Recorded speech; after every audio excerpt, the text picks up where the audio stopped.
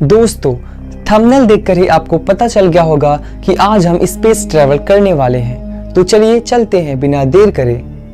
दोस्तों, ये यूनिवर्स ही सब कुछ है। इसमें ही समय, स्पेस, मैटर सब कुछ इसी में समाया हुआ है। हमारी पृथ्वी इस यूनिवर्स में केवल एक चट्टान का घूमता हुआ छोटा सा कण ही है, जो हमारे मिल्की वे में उपस्थित 200 अरब करोड़ तारों में से एक तारे का चक्कर लगा रहा है, और वो तारा है सूर्य। ये संरचना 90 अरब प्रकाश वर्ष की दूरी पर स्थित अनेकों आकाश गंगाओं में से केवल एक सूक्ष्म मात्रसा है। ये हमारा घर है पृथ्वी, जो कि सुख सुविधाओं से लैस है। यहाँ से जब हम जिन तारों को देखते हैं तो वो तारे मिल्की वे में उपस्थित बहुत ही छोटे तारों के समूह होते हैं। वे हमारे गैलेक्सी मिल्की वे गैलेक्सी के बहुत ही छोटे से तारे होते हैं। हमारी गैलेक्सी में हम यहाँ पर रहते हैं और तारों के समूह में ये हमारा घर बहुत ही सूक्ष्म रूप में दिखाई दे रहा है। कितना विशाल है हमारा गैलेक्सी! क्या ब्रह्मांड की तुलना में हमारी गैलेक्सी बहुत ही छोटी है? तो चलिए हम इसके बारे में एक्सप्लोर करते हैं। तो नमस्कार दोस्तों, मैं हूँ आशीष और मैं आप सभी को आज सैर कराने वाला हूँ पूरे यूनिवर्स का जितने सारे प्लैनेट्स हैं। तो कृपया अपनी अपनी सीट बेल्ट बांध लें, क्योंकि हमारा सफर बहुत ही रोमांचक और खतरों से भरपूर है। So let's start.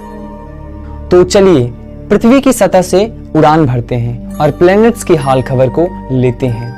जैसे जैसे हम पृथ्वी की सतह से ऊपर उठते जा रहे हैं, वैसे वैसे पृथ्वी एक ब्लू स्फीयर की तरह दिखाई देने लगती है। ये है इंटरनेशनल स्पेस स्टेशन, मनुष्यों द्वारा स्पेस में बनाई गई बहुत ही बड़ी चीज। ये 27,580 किलोमीटर घंटे की रफ्तार से पृथ्वी के चक्कर लगा रहा है और लगभग 24 घंटे में 16 बार पृथ्वी का चक्कर लगाता है। ये स्टेशन पृथ्वी की सतह से लगभग 400 किलोमीटर की ऊंचाई पर स्थित है। जैसे ही हम इससे थोड़ा सा ऊपर जाते हैं तो इंसानों द्वारा बनाए गए सैटेलाइट्स दिखाई पड़ते हैं। सैटेलाइट्स का तो अंतरिक्ष में जाल सा बिछा हुआ है। चलिए और आगे चलते हैं। तो हम पहुंच चुके हैं चांद के पास।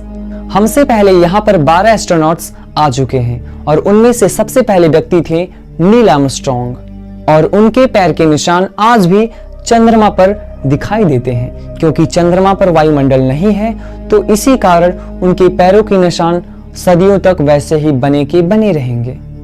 हम अभी लगभग अपने घर से 4 लाख किलोमीटर की दूरी पर आ चुके हैं और हमारा ग्रह यहाँ से कुछ ऐसा दिखाई देता है। ऐसा लग रहा है कि अंतरिक्ष में किसी ने ब्लू मार्बल रखा हुआ है। तो चलिए थोड़ा सा और आगे चलते हैं। ये है हमारे सौरमंडल का सबसे चमकीला ग्रह वेनस।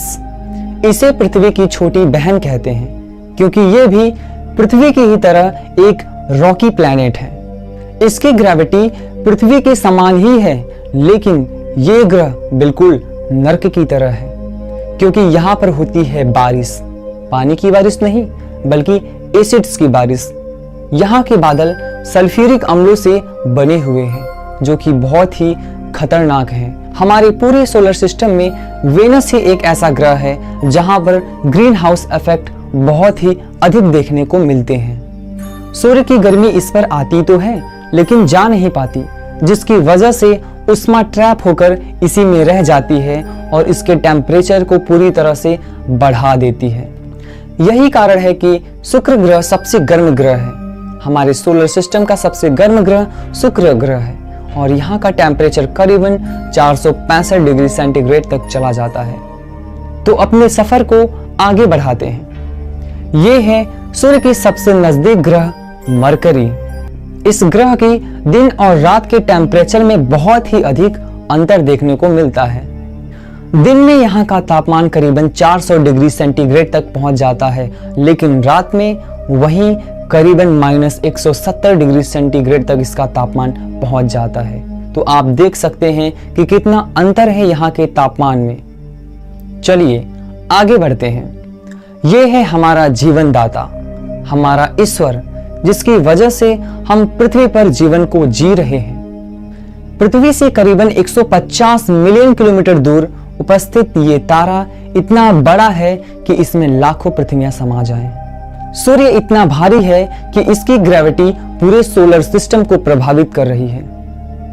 तो चलिए हम अपने सफर को थोड़ा सा आगे बढ़ाते हैं। तो अब हम पहुंच चुके हैं पृथ्वी के सबसे नजदीक ग्रह मार्स पे, बोले तो मंगल ग्रह। इसकी सतह लाल है, जिसके कारण इसे लाल ग्रह के नाम से भी जाना जाता है।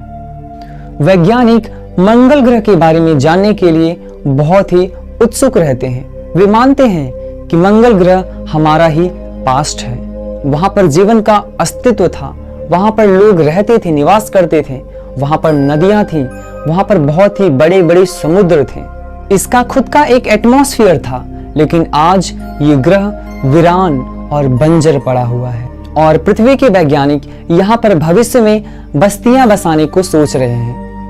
अगर हम मंगल ग्रह पर आ ही गए हैं तो इसे कैसे मिस कर सकते हैं। ये है ओलंपस मोन्स, सबसे प्राचीन और सबसे बड़ी ज्वालामुखी। ज्वालामुखी से निर्मित ये पहाड़ पृथ्वी पर उपस्थित सबसे ऊंचे चोटी माउंट एवरेस्ट से करीबन 3 गुना ऊंचा है। मंगल की धरती से हमारा पृथ्वी कुछ ऐसे दिखाई पड़ती है। अब आगे की यात्रा बहुत ही डरावनी होने वाली है, क्योंकि अब हम पहुंचने वाले हैं एस्टेरॉयड बेल्ट में, जो कि मंगल और बृहस्पति ग्रह के बीच में स्थित है। ये चट्टानें इतनी बड़ी बड़ी हैं कि इनको मिलाने पर एक बहुत ही बड़ी ग्रह का निर्माण किया जा सकता है। ये एक प्लेनेट बन सकता था, लेकिन एक बहुत ही बड़ी शक्ति ने इसे प्लेनेट बनने नहीं दिया, और वो बड़ी शक्ति थी जुपिटर।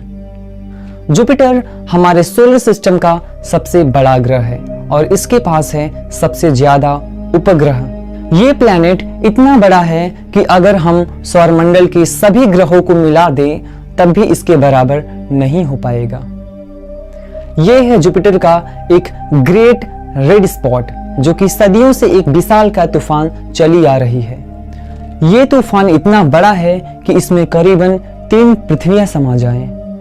जुपिटर एक गैसीय प्लैनेट है, इसकी सतह पृथ्वी जैसी नहीं है।